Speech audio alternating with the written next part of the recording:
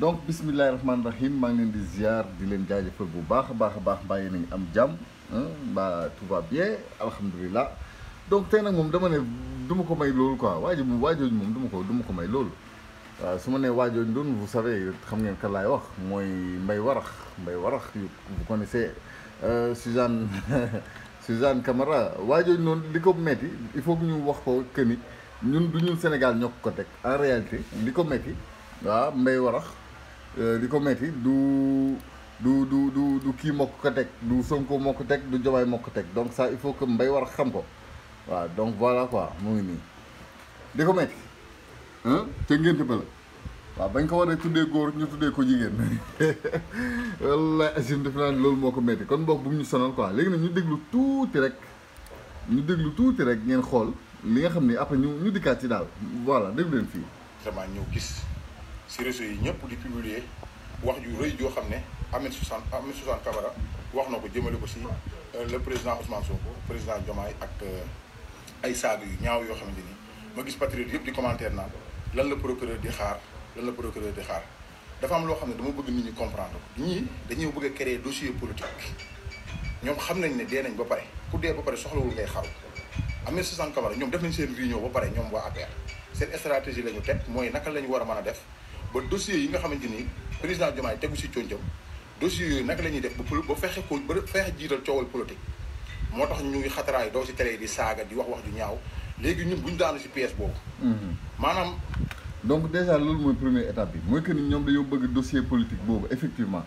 bëgg ku leen jàpp bëgg ku leen téye non seulement pour mën a créer débat boobu noonu créer débat que ni ñoom ay fayantoo lañ fi nekk ak affaire yooyu noonu mais vraiment Ahmed Suzanne Camara c'est quelqu'un de vraiment tellement petit que maanaam kafaar sax mbóot bi nga xam ne da ngay dugg guddi du sa douche mu daw kooku ëpp njëriñ ci réew mi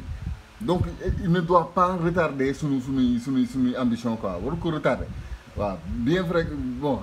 maa ngi ñëw ci yooyu noonu yëpp maa ngi ñëw ci li nga xam ne moom loolu la wax waaw li mais pour le moment nañ déglu seen i arrière pensée li ñu bëgg nañ leen déglu ba pare ngeen xam loolu noonu exactement ba pare tey procureur nañu bu ñu fàtte ne procureur yi daan def loo yi Macky daan def loo ñuy def ba léegi amaana ñu ngi fi bu leen fàtte loolu tamit bu leen fàtte ne kii di Maïmouna Bousso patriote bu baax boobu grande patriote boobu noonu dafa mos a wane ay building immeuble yoo xam ne Serigne Bassirou Gueye ancien procureur moo ko moom ngeen xam ne kon réew mi dafa am ñoo xam ne ñoom ak ñoom Ahmed Suzanne Camara ñoo bokk lu bëri lu ñuy yàq si réew mi léegi nag bu ñu daanu si pièce yu yàkkamti ñii leen di jàpp du ay saaga président déedéet xam nga lan moo leen di jàpp ay dossier ak ay kii yoo xam ne ñaawteef yoo xam ne def nañ ko mooy nervi yi ñu doon jël nit ñi ñu rey alalu réew mi ñu sàcc léegi yooyu noonu nga xamante ni ay dossier la yoo xam ne mu ngi si taawu bi dossier yooyu noonu moo leen di jàpp ëllëg léegi dossier yooyu noonu ak justice bu bees bii ñëw bi nga xamante ni ñoom gouvernement bu bees bi taxawal nañ ko nga xam ne mu ngi si seen kanam nga xam ne ñoom seen bopp képp koo xamante ni am nga dossier waxuma dossier politique de parce que li ñuy def ne dañuy bëgg a créer dossier politique coowal politique gis ngeen nag jóoba nga génn fee ànd ak xaw ma waajooju cogg Amadou Ba boobu naan voilà le combat nii affaire yooyu noonu kenn ku ne di lay say lay parce que dañoo am ay dossiers yu diis dossiers yooyu nag bis bu justice bi taxawee bu leen di atte li gën a nekk farata xam nga Sonko mën naa jéggale ay saaga président Diomaye mën na jéggale ay saaga mais li ñu mënta jéggale mooy ñoom ñaawteef gi ñuy def réew mi alalu réew mi ñu sàcc suufu réew mi ñu sàcc nervi yi ñoon jël ñuy dal si kaw askan wi doomi jàmbur yi ñu violé nag ñooñu nekk en tout cas leen ak l'essentiel benn affaire la mooy que ni ñun Sénégal waruñu fee waruñoo toog xeet bii nii quoi waaw kii ko xool xam ni dafa mar deretu doomu aadama on dirait quoi kii ko xool kanam bi xam ni yàlla ñu yàlla musal daal ci xeetu doomu aadama yi nii waaw connaissance zéro waaw mais man du ma ko blâmer moom moom waaw wax dëgg yàlla franchement man du ma ko blâmer moom quoi franchement waaw kan lay blâmer mooy ki koy tàllal micro ñooñu ñooy suñu problème ñooñu noonu bu nekkee comme par exemple vidéo bii Sénégal 7 il y a 1 an waaw peut-être qu'on pouvait comprendre parce que ñu ngi woon ci ay situation yoo xam ne c'est extraordinaire quoi bii moom golo bi yeeg sax beeg si ndax beeg ñëpp mën nañ dañ leen di tàllal micro jamono jii nii waaw mais instant bi nii nag Sénégal moo tànn choisir que ni dañoo bëgg dem ci beneen Sénégal bu bees Sénégal boo xam ne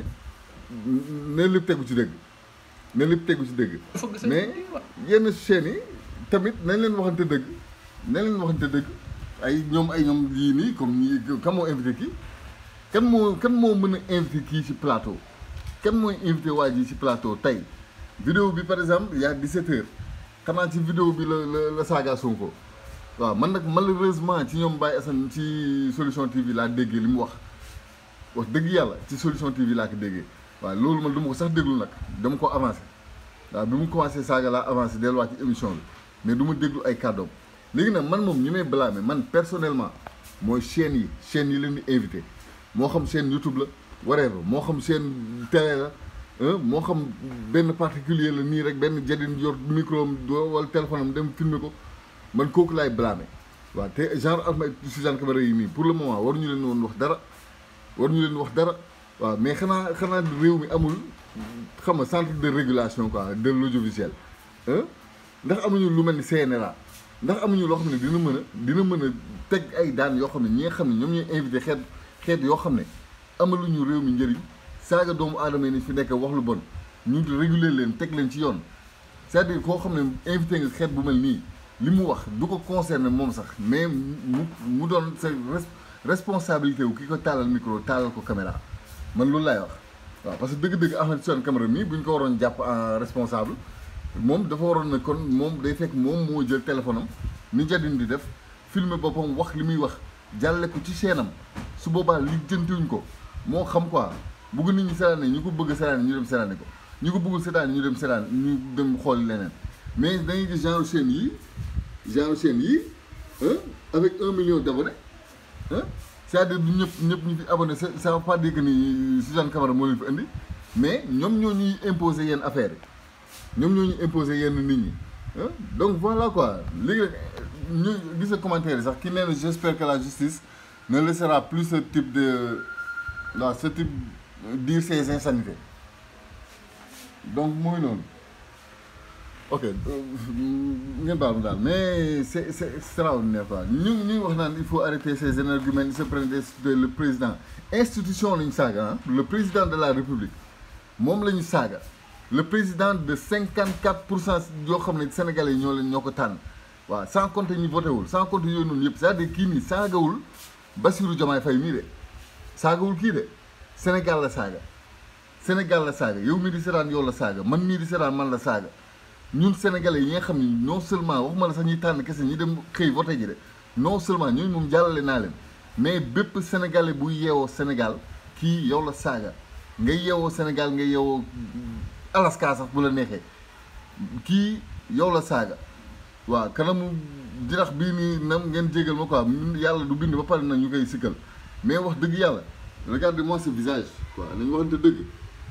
kii muccukat deret rek la muy niroon mbay warax na may yàlla jégal daal mais c'est extraordinaire waaw donc nag dafa am benn affaire boo xam ne man pour man dafa waroon am ñu bañ ko yemale ci offense au chef de l'État mais offense à la nation dafa waroon am mu doon loo xam ne nation bi ñooy décider ci saa si ne kii nii moo ñu offensé offense à la nation dafa war a am mu gën a sax kawe offense au chef de l'État parce que le chef de l'État il fait partie de la nation mais offenser nation dafa am te dafa war a am da ngay toog wax benn affaire boo xam ne dina metti askanu lëmb ñu war la cee teg ay daan teg la ci yoon loolu bu ñu ko defoon nii balaa 3 mois Sénégal jub xocc balaa 3 mois mais ñii ngeen di toog ni di seetaan un énergumène un cafard un kaña toog fii nii bi il se permet de saaga suñu président de la République di naan day wax non mais non Sénégal la ngeen baax billahi ak ki yàlla Sénégal moom baax rek mais sinon ce genre là dootuñu sax wax waaw ñi leen di tàllal micro nag ñoom ñoo ñu yàpp ñi leen di tàllal micro chaîne bu mu mënti doon na doon RTS chaîne bu mu mënti doon boo invité xeetu nit ki yow yaa ñu tooñ yow yaa ñu yàpp yow yaa yàpp sénégalais ak ku mu mënti doon ça moom man Jadine je le dis haut et fort chaîne bu mu mënti doon boo invité xeetu nit kii nii yow yaa yàpp sénégalais yow yaa saagalu sénégalais yi nee nañ ki wax waxul ki jottali moo wax waaw ki tàllal micro taal caméra kooku moo kooku moo wax waaw donc ETS nag tamit j'espère que doo leen invité doo leen jàllale kii comme jàllale ngeen ay Bougane Gueye Dany léegi nag di woote démocratie ba jàllale genre xeet bii nii on va voir waaw mais daal en tout cas yàlla baax na quoi nañ leen dem rek fanaan nag jàmm yaa ngeen jëf wala yendu